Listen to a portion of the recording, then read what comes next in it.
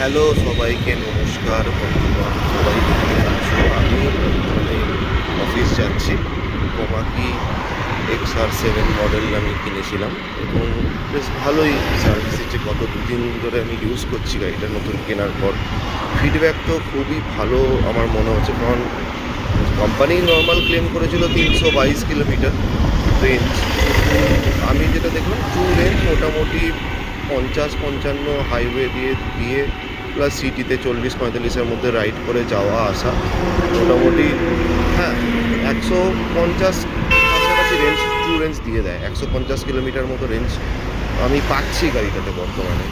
So overall review ভালো। হ্যাঁ, একটু সাসপেনশনটা ব্যাক সাইড একটু দুর্বল, ওটাকে একটু চেঞ্জ করে নিলেই বাকি আমার মনে হয় না কোনো। সামনের সাসপেনশন খুব ভালো, পেছনের সাসপেনশনটা একটু উইক, যেটা ডবল ক্যারি করলে বোঝা যায়।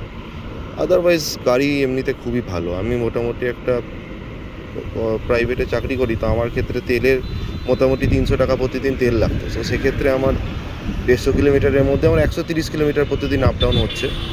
এবার আমি অফিস যাওয়া, অফিস থেকে বাড়ি আসা, হ্যাঁ, হয়ে যাচ্ছে আমার। ওভারঅল গুড জব কোমাকি, আর একটু ইমপ্রুভমেন্ট দরকার আছে। হ্যালো সবাইকে নমস্কার বন্ধুগণ, সবাই কেমন আছো? আমি অফিস যাচ্ছি। কোমাকি XR7 মডেল আমি কিনেছিলাম এবং বেশ ভালোই সার্ভিস দিচ্ছে। গত দুদিন ধরে আমি ইউজ করছি গাড়িটা নতুন কেনার পর।